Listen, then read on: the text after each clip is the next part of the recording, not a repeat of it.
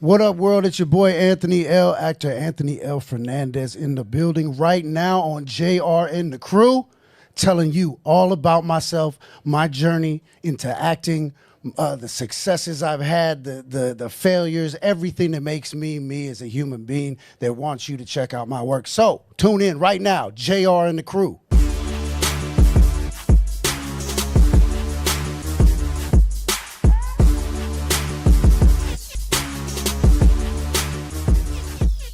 What's going on, everybody? Welcome to another episode of Jared and the Crew, man. We're right here at Plaza West Covina. But look, check it out, man. This episode is brought to you by Black Widow Investigation. That's right, your legal team. So look, man, if you're looking for a good lawyer, maybe you're with a lawyer right now, a law firm, and basically they're just giving you the runaround. Maybe they're even telling you, you know what, there's no chance. That's when you call Black Widow Investigations. You know what? They will hook you up. Family law, criminal law. I mean, I'm talking, you need to sue somebody. At one point, I needed to sue, Jimmy here. But, Jimmy is my good friend, so I didn't do it after all. So, but look, call Black Widow Investigations. Also, guys, this episode is brought to you by Black Widow Cycle Guard. So if you have a motorcycle and you take it off the lot, it's like a car, motorcycle, you take it off the lot, you only have your warranty for about a year or two. Well, Black Widow Cycle Guard will hook you up. They will extend that warranty for you. Give them a call, Black Widow Cycle Guard. And also, we have SGV.NOW, man. SGV.NOW. That right there is all the information you need if you live right here in the San Gabriel Valley. It's SGV.NOW. Follow them on their Instagram platform, SGV.NOW. You pick up their magazine at their the locations here in the San Gabriel Valley. It's brought to you by my good friend Carlos Puente, man. Thank you guys so much. I appreciate you guys. And also, guys, look at this Chicano Spotlight is brought to you by Chicano Hollywood. Make sure you guys download the app, all right? All that content on there is brought to you by Chicanos, man. Either they wrote it, they're in it, produced it, directed. It's Chicano content. So look at this Chicano Spotlight is brought to you by Chicano Hollywood. Download the app on Apple Podcasts. Apple. On Apple or Roku, or they have some other digital programs as well. So, hey, guys, check out this Chicano Spotlight.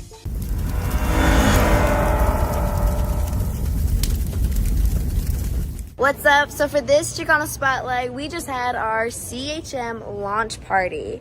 It was an amazing night. We launched our entire Musica department of Chicano Hollywood, and you're just gonna have to see for yourself. Check this out.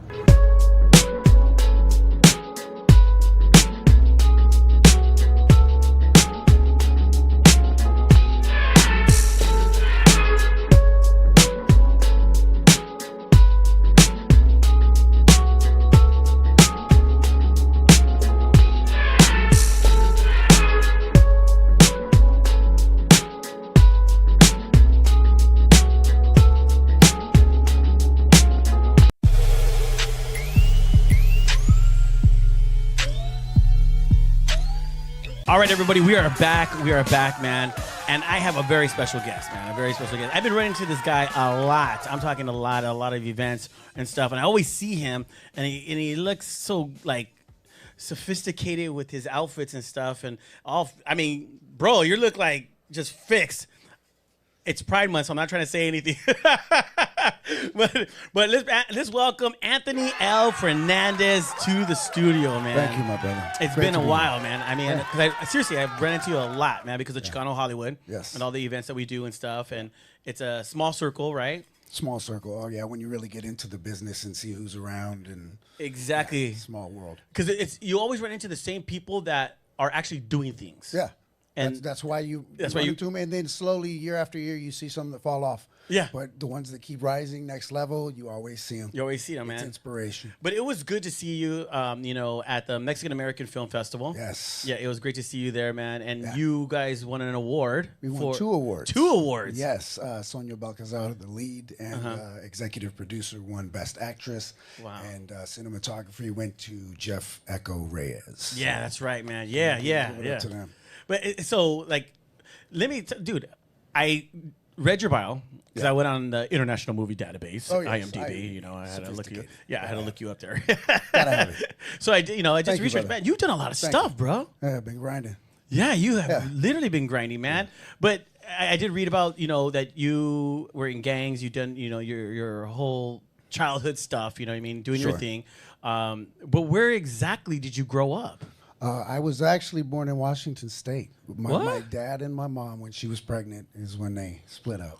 Split Oh, up. yeah. And her grandmother was up in Washington State. Oh, crazy. So she went up there, and then that's where she had me in a small town. But we didn't stay there. My mom was always like moving around, Okay. constantly. So we lived back east. So you got in trouble over there? No. That was just elementary school age. Just Oh, okay. always kind of on her journey. She would start over. So Oh, okay. we lived in like Chicago for a little bit. Oh, We lived, Chicago, okay. Hartford. So you're basically making your way over Yeah, to the she West made Coast. her way back east for a while and then came back. And so she got a degree at Washington State University. She went back there when we got back. Oh, wow, man. Yeah, and then after that, it was just kind of back and forth from here because I have family down here. Oh, okay. And a lot of free reign. That's what it was. She couldn't watch us. Mm. I had family and friends all over the place. And so by high school, I was kind of getting in trouble and doing Well, typical young guy, yeah, right? Typical young guy. But I grew up real poor, though. So with me, I was always constantly trying to figure out how to get out of that mode. I became like that hustler's mentality. Whatever it is, shooting dice in school, selling. Whatever it was, that's what I was doing, and I figured as long as you're going to do it, you might as well be the best at it. That's right, dude. But so I had a group of homies. It was crazy because the area that I was in, it was really mixed. So most of my friends were BGD, Folks Nation, Black Gangster Disciples. Oh, shoot. Wow. Yeah. And then I ran with a group of Crips. Yeah. And Oh, it wow. was a crazy mix where I was from because the way that I kind of grew up in my older years, it was just like I had lost all of that, the heritage, everything. Wow, that's crazy. Was Yeah, gone, yeah. disconnected. And so I just kind of like it was cool to just ride with whoever. So, but you'd have inside hearing the conversations and like stuff that maybe wasn't directed towards me as a Mexican American, but you hear, some we feuding with them tacos. You know how we doing it right now. But in the 90s, it was crazy. See, I graduated in 96, and it was a totally different me, Oh, man. shoot. So we're same age, and I was class 95. Oh, see, yeah, same group. All right, yeah, cool, so man. you know how it was back then. Yeah. Oh, it was like no cell phone. You may have had a pager, but if Yeah. you're caught off bounds, Yeah. good luck finding a payphone. So it was real. No, people don't understand that in the 90s, man, 95 and all that stuff, 96, those were some rough freaking Yeah. years, man. Yeah. I mean, I got to speak not too long ago at a school, a continuation. Okay. And just watching these kids, and I shared with them, I said, you guys kind of have it a lot easier back than we had it, because 95, 96, that was like the peak of gangs and stuff. They made those new laws based on us. Like you Yes. can't stand in a group of 3 in the same color. Yeah, and yeah. A lot of it was based on the generation because the one before that, they were cold. They were the ones robbing the army depots for the guns and stuff. Wow. Like the 80s gangsters, Yeah. But by the time it got to us, I think we tried to go harder and prove it harder. And then you had like death row and, as hardcore as they could make it seem, that's how the lifestyle went up. And so for me, it's crazy because I would always go, we would see like Menace or you'd see Boys in the Hood. And it was crazy because you would always hope that there was a depiction of yourself in there. And, they would always show the separate side. It would just the Cholos was cool though. They took us to the hospital. But me, I wanted we would be in the theater literally like smoking and that's me right there, man. That's me right there. And I was just like, man, I wanted to be part of that. Yeah, the That's characters the main relate. crew. So you grew up in the East Coast then? No. That was just when I was little. Like Little, elementary. okay. As I Elementary. said, my mom was always moving around. But at what age did you come down here? I came back down to California permanently in '99. Oh, okay. All right. And that's when I started bouncing at a spot called the Boogie in Anaheim because I didn't live in Anaheim. But I brought my best friend down because what had happened was I went back. I was down here. And I went back up to work. I worked and got money, and I went back up there for I had a girl, and I'm going to go back. And I was still young. I think I was like 18, 19 years old. Yeah. So I was like, I'm going back up there, and I'm going to see the homies. I'm kind of missing that whole thing.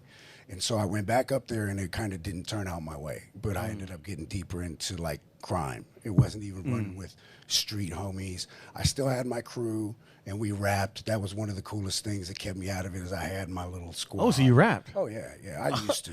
Yeah, we'll get to that. We'll get to that. But yeah. So I made the trip up, and I ended up, selling more. I was, and it was like hard shit. It was like coke. The meth. Eventually, it would be criminals outside, even what we would consider gangbanging or the street life. It would be people that were on the fringe of even that. Wow, man. The crews that got together. Yeah. So I found myself getting involved in more of what they were doing. That's crazy, man. Selling meth, and I figured the longer I could stay up, the more places I could hit and sell. So it was a 24/7 thing. I was young, kind of like dejected because that relationship didn't work out. So I was half in the streets, half on some other stuff. And so from that point, it went real bad because I was using more cocaine to stay up to sell the meth. And then pretty soon. So you're like, hell no, I'm not doing meth, man. No, I didn't for a while, but then I did. Okay. Yeah, you get into it, and then. Well, dude, you look good. You look good for bro. Seriously. Thank you to the jeans. That's all I can say. Got above in jeans, man. Yeah. But no. Long story short, with that part, I should have died. I don't know how many times. So over that creates a lot in your brain by like 18, 19, and so. I was sitting in a trap house. I went over to where I slanged. It was this big, crazy, tatted up dude. The house is what you would think. People are what you would think. Crazy, man. And I'm sitting there watching him slam into the middle of his toes, and I'm thinking, like, what the hell am I The middle doing? of his toes? Oh, yeah. So that it doesn't leave any marks, And so I'm thinking, like, what am I doing here? Like, this isn't it. And so I told my best friend, I said, I was like, I got to go back to Cali, bro. And if I don't, I will die up here. I just knew. Dang. Dead or in jail, either way. Yeah. There's only two outs right there when you're in something like that. Yeah. So he was down with it because he had an uncle that lived in Orange. My mom was in Costa Mesa at the time, and so we took his legal paycheck, flipped it, turned it into one last sell. Did that. I didn't tell anybody we were leaving, and we just dipped out 2 cars, Regal, Cadillac. And I always knew it, but like Hustler was always like, okay, I'm gonna go down there. I see what you can get. It's a hustler's paradise, Arthur. Like, let's go. And I always knew it would be something because at that point you're still like, yeah, we're gonna rap. Rap. Was it Chicano rap? What kind of? No. Or was it like? It would be like some West Coast, some Death Row, some funk. Okay. Yeah. It was pretty hardcore too with the lyrics, man. Like I don't even, my kids haven't even heard those. It was pretty bad. I think we were at Cafe Blue one time performing, and they literally from one song that we sang, they shut it. They kind of shut What? it. Yeah, it was good press though. It was good press. It was good. Everything Bad was press good. is good press. Yeah, because my attitude and everything, bro. You gotta understand, my attitude and everything is completely different than it is now. Crazy. I got to the point where I was dead in the emotions that you have to be. I wasn't attached to anyone. If anything, I was like, man, my only thing is like, it sucks having my mom that I would still feel bad if I did something that she had to go through, my brother too. But other than that, I would pray for that time, like not to go away, but just not to have to deal with it. So I literally could do whatever I wanted, and not have a conscience about it. So moving from like the stuff that you did, I did read that you were having a kid. Oh yeah. So you were having a kid, we got down here. What got me out of the streets was that we ended up bouncing. And I bounced in a club called The Boogie from 99 till 2006. Okay. And with my homie, he's the one that got me the job. Respect, ABZ.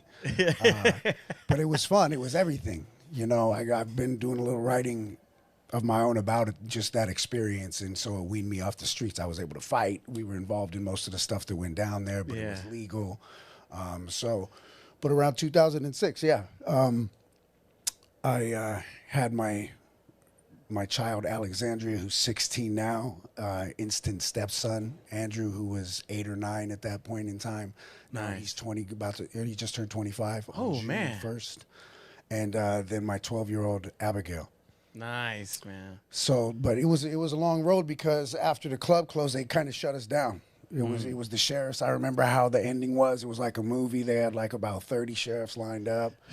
Everyone was pouring out. It was like the end of an era. And if you drive by Catella on the 5 now, you never know. It's like that scene in Casino when he, at the very end, when he's like, it turned like Disneyland. Oh, you hear the music. That's how it was, because now it's completely leveled.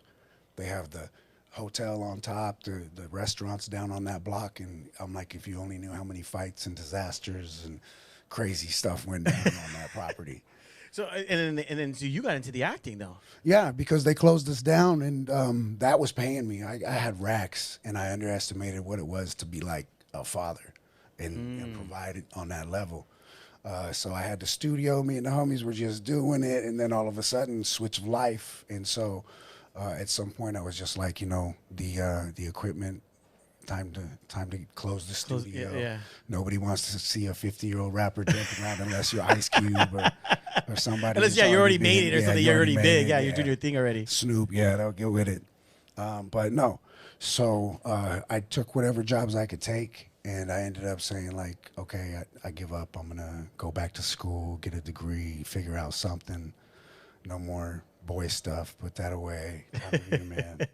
And so I went back to Cypress. It was Cypress College was the nearest thing. So I was like, you know what, I'll go back. And while I was there, just that creative side of me. And you got to understand, the mentality was still poor. I was still drinking way too much. I was still my whole, like if men think that a regular dude starts out on the 0 and then you're like, I'm going to try and be a better man. I'm going to try. It was like I was at a -10. Dang. With my whole mentality, the way I thought, the way I acted, the things I would say, the things I would do. And so it was kind of like my whole who am I, or the ego was gone, taking whatever smaller jobs, knowing it's just like slowly sinking. Right, yeah. So at school, they had that one like elective, like choose what you would love to do. And I was like, man, I always was talking about, like, the movies were always a comfort to me growing up. And I always talked about, like, yeah, I could act in a movie. As rappers, you're like, next thing is the movie. Come on, homie. We don't act. Yeah, you get the deal. You get the deal. It's on. But no, it was a different thing for me. It like fed me. So I started going to classes there with Mark Majeri, and my first acting coach, respect, because he was cold. He was like, what was that? I didn't see it. You gotta pick a hotter choice. I don't see it. Wow. And I loved it because the younger students thought he was being mean and breaking them down, but I was understanding what he was doing, giving you the tools emotionally to use, not to break you down. So you have to start searching your most vulnerable lessons and stories and everything that made you and broke you. You have to, man. Find those lines to deliver. And if you can find it, it becomes easier, because all you have to do is bring up those specific subjects that emote you, and then put whatever lines they want you to put in front of them, but feel it, of course. And that's pretty much it. So it helped me get my confidence back. I was like, okay, if I do this, then I'm going to take it to Hollywood. After like 3-4 years, I studied. That's good, man. Hey, we got to study. We got to make sure that we're on top of our game, because when I come back right now, we're going to talk about some of the roles that you've got, man. We will. This is Anthony Al Fernandez, guys, in the studio, and he has a lot of stuff that you've been on, dude, and it's amazing. Thank you. I think you need to be out there more. I should be. Yeah, hell yeah. So we'll be right back.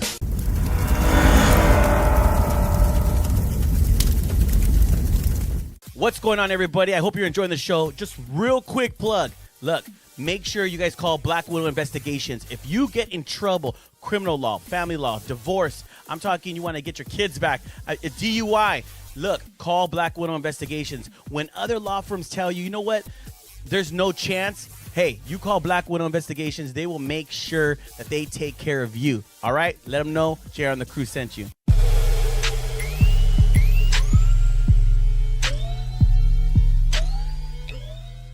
But hey, guys, we are back now. I got Anthony L. Fernandez in the studio, man. We got a great actor right here, man. And yes, dude, you. By the way, I know you said real quick that you were on that the short with Sonia. Yeah. But what was it called? Addicted to You. Addicted to You. Dude, you did a great job, man. Thank you so much. And, people, but how can they see it, though? How can they go and watch it real quick? Because I didn't let people know that it was actually really good. Thank you so much. Really good, dude. We loved. That was the first time I actually had finally seen the final cut. Oh, serious? Because at some point I stopped watching it. I was like, The trailer stuff. I just want to see what you guys put out. Oh, that's cool, man. Like that trust that's built. Yeah. With the producer and the director and everyone's vision. And I like the fact that you said, I think you said that they kept you away for the arguing scene, man. and then you came. So she was like, "What the hell?" Let me tell you. Okay, yeah. So we're doing all these rehearsals. So even though it was just a short, we put so much time into it. Just knowing the dance over and over again, where we step, what we say when we say, we're getting into it, but then we're making stuff up too. We're playing with it just so it feels improv, organic. Yeah. And so we do that to the point where they're getting ready to shoot. So it was almost go time. And then the week of, I believe we still had like 2 more tech rehearsals. And LV was like, okay, bro, you're just going to have to ghost her now. Okay. So don't show up to don't show up. I think I couldn't show up one night, but it was at that point he was like, don't show up to the next one. And so he's like, you're just going to ghost her. And so I was like, oh, man. And I love method acting. Like, as much as you can get into it, sometimes you can. Sometimes you have to layer something else in there. But whatever, it still is, to me, one of the biggest tools you could use as heck an actor. A lot of big actors do that. Yeah. So it was time. And I felt good about it. I was like, okay, good. I can handle it. It's going to be tough. But you don't realize the toll that it takes. Mm-hmm. Especially she's the executive producer. So it's not just like... she's the actress that has the time to mess with you. She's got all the other things of production going on, and that's a trip. She did good. She did great, amazing. Yes, yeah, it was good. She was mad. She was. So she just used that energy on you right there. She did. Wow, man, that's amazing. But yeah, so I completely ghosted her. No text, no anything, all the way up until shooting. He said, hey, don't show up at the call time. So I'm showing up. Don't show up at the call time. It was horrible.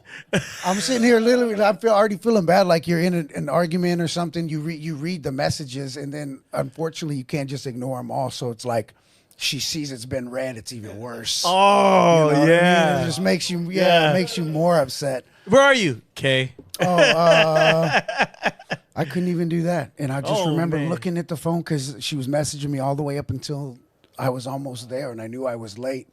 And I was just sitting there like that feeling that you know that you've been gone, ghost, which is exactly the character. Yeah, that's the character, yeah. And she's upset just like the character at this person who she's put so much time and effort and trust into that just went ghost. And LV, the director, Chris Lever, the whole time he was like, hey, do you have a backup? Hey, Sonia, I hope you have a backup. I hope that, you plan ahead. I mean, what are we going to do? So he's putting the pressure on. I think she got sick too. She was getting sick.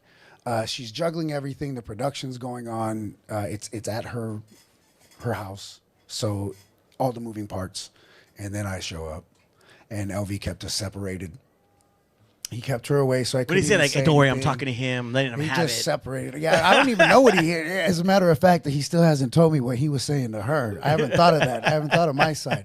Like he was, yeah. He said he don't even care if he came. Like you don't even care if you came. But I did mess up though because in the film I bring a character to try and make up for it, gummy bears. So I thought it would be cute if I brought gummy bears, which only upset her more.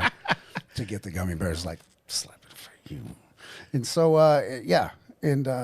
they gave me beers. There were tall cans. What? Yeah, and I wouldn't sit and drink, but the state of the character, I was like, okay, have a couple of drinks. Yeah, I have a couple of drinks, and it was a tense situation. You're trying to remember all your lines. I remember they were doing rewrites, so all of a sudden the stuff that we had beautifully danced and rehearsed, where we landed and what we did, like I told you earlier on, all of a sudden was like, oh, you don't dance here. Throw this line in. You had to find the emotion to deliver other lines. Oh, shoot, yeah. And half of it, he didn't care because he always gave us freedom. So I think it was just more to scramble our nerves even more. That's crazy, man. So, yeah, by the time we stepped up, I had to know that line. I was like, I got to perform. This isn't just like get drunk. But you could smell it. I could feel it.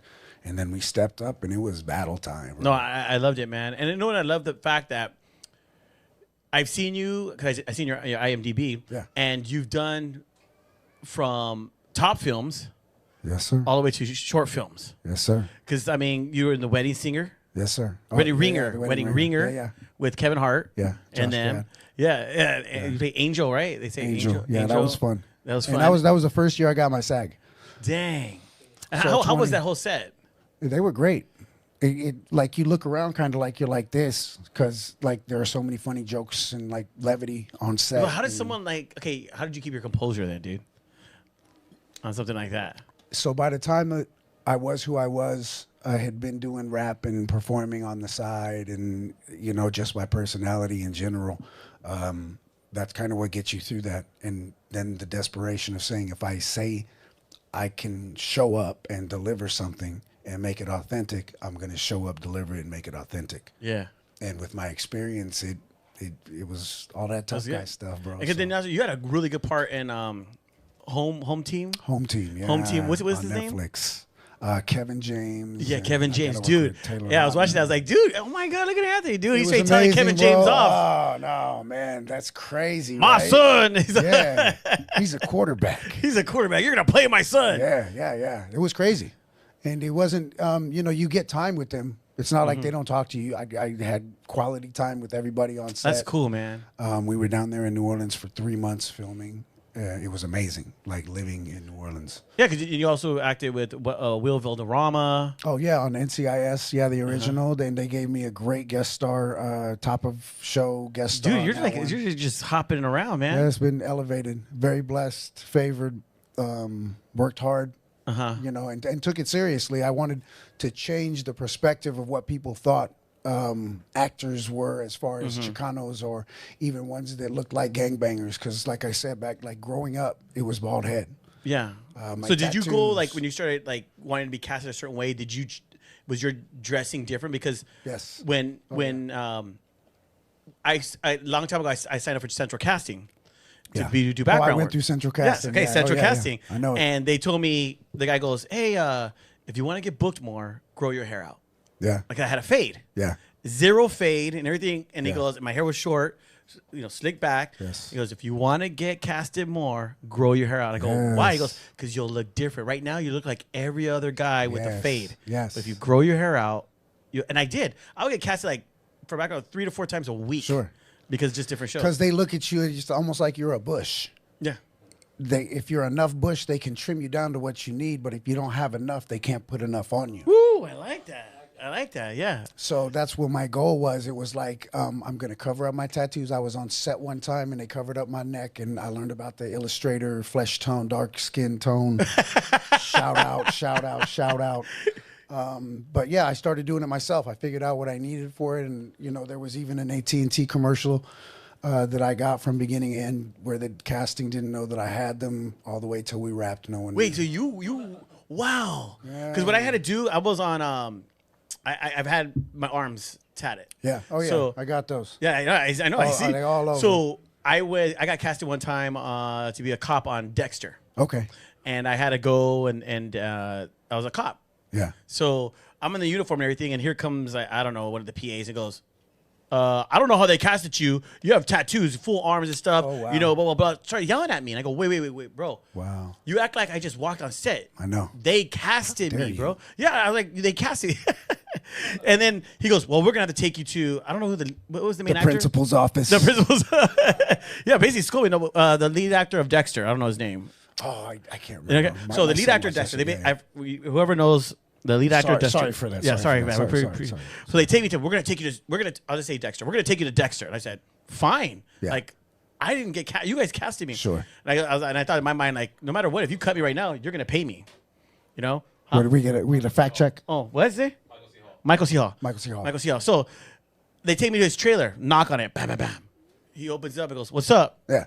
And he looks at me and they go, they casted him as a cop. His arms are all tatted. He goes, keep him next to me. I like him. I was like, hell yeah. Wow. So the whole set, yeah, I was. I will never forget your name. I'm sorry. After that story. Dude, he goes, 100. yeah, keep it next to me. I like the way he looks. And I was like, That's beautiful. dude, Beautiful. love it. Yeah. Like, 'cause a win for all of us when that stuff happens, by the way. No, but then another time I was on, I think CSI, one of those, and I was a cop, and they didn't like me. They threw me in the back. Sure happens. They go, hey, keep him in the back. So I bought.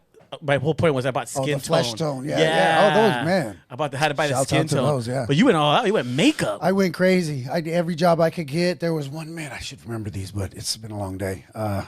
There was one where I just did background as a Roman soldier. Obviously, one of the darker ones. It was the one George 300. Clooney, George Clooney was on it, and it was set in like the 40s or 50s about making a movie. So they were set back in the studios. Right. And we recreated The Longest March as Roman soldiers, as legionnaires.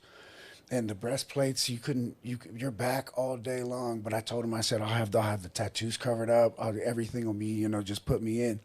And it got me work for a while. We went out like multiple days, dude, but I had to wake dope. up like at 4 and cover up everything. And then I got there the first day and I realized that the armor that they give you anyway covered it up. Thanks. Thank you. And they were damn, I wasted all of it. They were sitting there spray painting dudes' tattoos. They had like, the bicep tattoos. You're like, what of course, the hell? 100,000 dudes. And they like, but thanks for putting me on because it was one more thing. You get a post about at that time. It was something else to throw up there. And now it's what separated me from a lot of other actors that gave me the opportunity. And like you said, growing the hair out. Yeah. I mean, because your hair right now and everything, the way you look right now. Just me. That's who you are. Today, I'm coming in just like I would if I was like, you cut my hair, let me play a character. You get more comfortable that way. No, it's true. Because like right now, like let's say one of the actors, he's our boy, so I can say his name, Noel G. Oh, yeah. They already look at him as bald. So he has to like grow his hair out. But and I know he doesn't want to grow his hair out because of his hairline. Yeah. But hey, just have him spray it. Yeah, spray you in, bro. Get some color in there. Yeah. What happened to me? Get the money.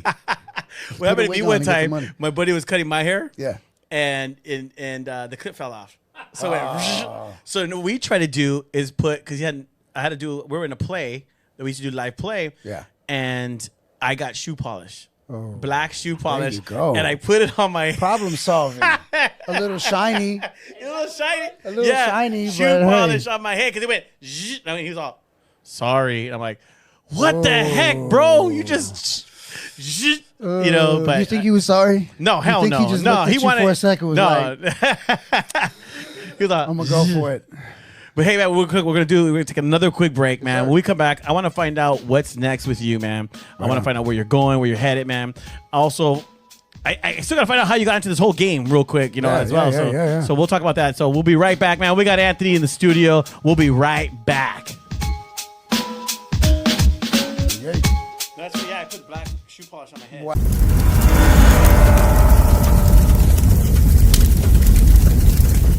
Whistling music softly in our ears.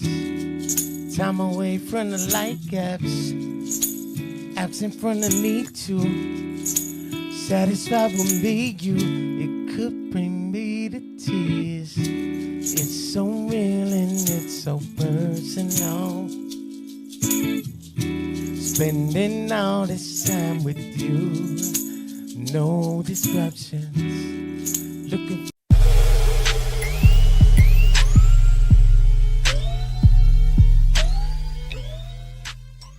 All right, guys, we're back, man. We got Anthony Fernandez, so he can stand out because if it's just Anthony Fernandez, there's a lot of Anthonys. Yeah, a lot of Fernandez. And a lot of Fernandez. A lot of Anthony Fernandez in Southern California, let alone the world. Yes. Yes, sir. So, but okay, so you got on all these great shows and everything, but one thing I skipped, man, but how did you even get... we talked about off camera. We're talking about central casting. Yes. So we're talking about central casting. Man. So how'd you get into like your first role? You're like, dude, this is what I want to do.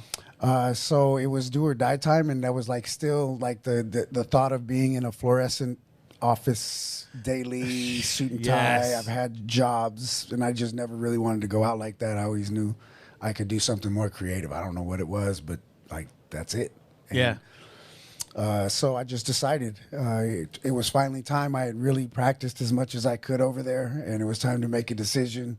I always had a little side hustle going, or I was bouncing. I bounced in downtown Fullerton, so I was still actively bouncing. Mm-hmm. I even repoed while I was. We'll get to that. So at that time, the school had ended, and just I think God puts people where you need them and opens those doors. So there was just this one guy who was a little younger than me, Lloyd, who told me, he was like, hey, I don't know if you know this, but I know I have a family. You got to audition for him, but they know an acting school out in like Studio City. I was like, cool, I'm with it. There it is. There's the door, right? So me and Lloyd go and take it out to Bobby Chance's and the acting studio, and it was something. It was something that was there. It was something that was like the next step. Okay, I'm seeing that it's being let out, and I stay on the Orange County, LA County line there. So I had to decide, like, okay, I really want to do this. I can take it to Hollywood. I know I can give them a run for their money, but I got to make the trip left and right. We were talking earlier about whether you get the job or not, like 2 up. Oh wow, that's part of the whole thing. So I committed like everything else. I figured if you're gonna do something, you might as well do it hard, the best at it. And I got my confidence back. I was working out more. I started eating a little bit better, and wasn't drinking or smoking. Doing nothing, and just getting in shape. And crafting, like working on my craft, and I decided I'm gonna take it to Hollywood. We went out there, we had to audition. It was something new for me. We got accepted, so I would go back for the Monday night scene studies, the Saturday emotionals, the Thursday night showcases. You would perform. You'd literally show up to the studio on those Thursday nights, and they would give you access to your partner and the sides. So it'd be like a scene. And they would literally give it to you with maybe a half hour to rehearse it, to memorize it. And then you'd go and perform in front of like all the producers and guests and managers and agents that they have coming to. You're literally on the spot. I got better at it. Because I always kept going out there, and I'm like, the whole time I'm central casting. Grew the hair out, of course. I started covering up tattoos when necessary. If I was on some shows like Gang Related. They didn't get a second season, but that paid the bills for a while. Nice. Shout out Hughes Brothers. But yeah, so I was doing that, and then it was like I would see a message every single year. You're grinding, like, keep doing this, keep doing that. Like this year, it wasn't like I was going to be in SAG, but I'm like, I want to get my union. So it's like your pursuit of the Taft-Hartleys. The Taft. If I get 3 background, then that means I can join SAG. If I get the 1, then I can join because I'm the principal. So I would do anything and everything, and I would come out for every job, and I would film until one day there was a show called Headshots on YouTube. They hit me up. They were like, hey, we need a trap house guy. Got dialogue. I'm like, oh, okay, cool. Another job. Last second, I drive out there, and about a week later, the director contacts me, said, I don't know if you know this, but it was a principal speaking role on a SAG project, so I can Taft-Hartley you straight across. And I was like, boom, nice. Next door. Yeah. So I slid through that door, and I had the money at the time. I was, doing whatever I had to do. I said, if I don't spend this money, I'm gonna mess it up, because I still wasn't. I was shaky. Yeah. I was still shaky coming back. I still had my bad habits, and my attitude was getting better. My emotions were flowing as an actor, but I was still learning. And so once I got that, it gives you access to every single professional thing that they have. I've been able to work with Ice-T. Nice. Pete Vasquez, who's become a very good friend of mine.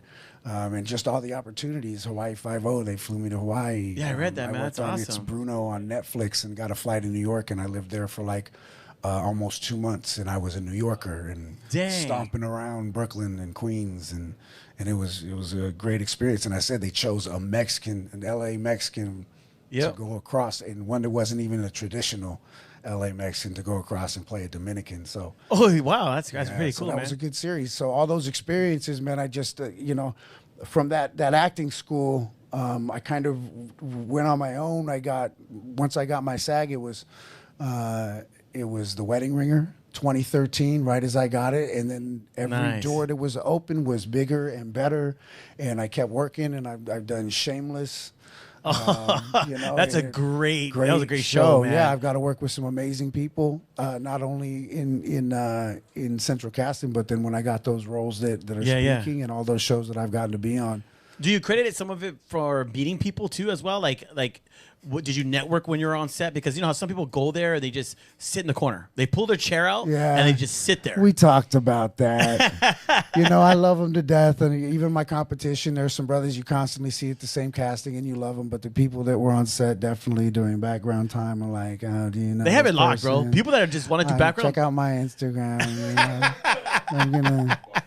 Like, okay, but it is networking because you find the people with good hearts, the ones that you do gravitate towards on set, and then you network with them. And guaranteed, when you find out the integrity that a lot of people lead with, and then after that, the choices that they're making in the business and what it really means to them. Some are going to go get lost up in the club and snort cocaine and party and then exhaust themselves and not have enough money. And then others are going to, like I said, the tier system, you're going to see people that stay and steady the course because of their work ethic and the people that they've put in contact with other people and how we network. Just, you know, like we were talking earlier, it's the entire entertainment industry. The whole industry. Because I wanted to be SAG a long time ago too, and I was doing the whole the getting your yellows and how many yellows you got and stuff. Oh, and man. And then and then after I found a loophole. Somebody, not like you, but my buddy was like, you're SAG. Yeah. So you're SAG, and I want to become SAG. So in order for me to become eligible, I had to get 3 yellow slips. Okay. Like the Willy Wonka, right? You gotta get 3 buddies. Yeah. So you gotta get 3 buddies. So I brought someone like you. Yeah. On. So you're SAG. Yeah. I did a short, and I made sure that we filmed for 3 days. Yeah. And guess what? I got my letter. That's I was eligible. That's that new media loophole, isn't it? They need to leave it, man. They always try and have it open for a minute and close it up. That's dope, though. I love it. I did it like that years. That was years ago. I don't know if they could do it now, but that was they years. probably ago. figured something out. We let in enough. We let it close it off. Yeah, close it off, man. These guys. I don't know. I'm talking like a mobster. I love my I love you, SAG. No, but that's so cool, man, that you actually. It just seems like that there's this favor on you that you just keep on getting more roles and more roles. Yeah. And you know what? Just to be able to see you in the short film as well, and then and seeing you in Home Team, and seeing you out from there to that element, with the Texas accent, and stuff, and be able to see you transition your who you are. Yeah. It was pretty cool, man. I was like, you know what, this guy's really good, man. Thank you. This guy's a really good actor, you know, Thank you. And that's and to know that you are studying like method acting, like you're really getting in depth with that. I believe it's all about your preparation. So you are literally preparing yourself for the bigger roles. Yes. So when you're putting it out there, eventually it's going to come your way, right? Yeah. I always say sometimes it's last man standing. Like always show up, and but you have to improve. You know, you constantly have to seek. And it's kind of simple to me. It's hard to actually attain. You have to work at it, but the concept of literally tricking your body's emotions into feeling those emotions that are genuine when they come across in your life, and then putting someone else's dialogue to them, you identify what dialogue is necessary for that is a simple thing in theory.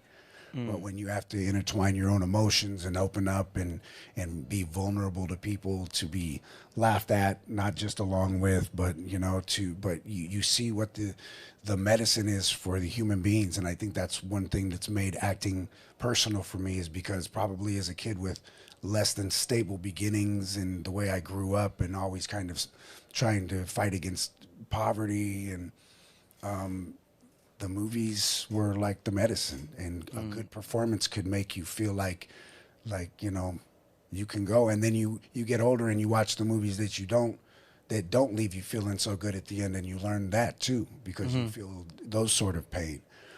So the joy, it's like everything was reactivated in me when I started acting. And so I took that very seriously, and I take it with me everywhere, because I'm lucky. Along the way, I look back to even the guys that I grew up with, and a lot of them are dead. Wow. You know, they just stayed in the hood. They did the same things. One of my homies, they were like, "Oh, he was in the park." Yeah, well, what was he doing in the park? Like older, like, yeah. They said he had a gun. He said he had a gun. No, he had a gun. Wow. Yeah. Like, come on, homie. Yeah, come on, man. You know, I'm the whole time you're sitting there praying, like, I hope I can just hit that point with the gifts God gave me, and the discernment to make the right decisions and maneuver through the entertainment industry, which we all know is hard enough, but to pray that you could reach back and take those people with you. And you can't always do that. There's a timing, and you have to be subject to that timing and be in acceptance and peace of that, but be ready. No, it's true, because you want to take people with you, but it's your journey. It's your journey, and they might not have the capabilities to go to that next level. And you could either stay with them and they'll draw you down, or you make that decision like you did and say, hey, I'm going to better myself. I'm going to take this leap of faith, and I'm going to make something happen. And what you did. And they've now, seen what I do. The homies are still like, oh, man, that's wild. Keep crushing it. And over that course, I rediscovered my love for my tradition, my heritage. Nice. The roles that I played. You have to play roles that rediscover parts of that. So that's why it's so important for me to be part of the community, because I think that you have to go through that community to have the to be accepted within that community. So, and the trust is given to the point where they elevate you into that multi-ethnic top echelon of performers that have proven that they are award winners. And I love that, because it's a business. So even with me, if it wasn't for the business, I might not even have an Instagram.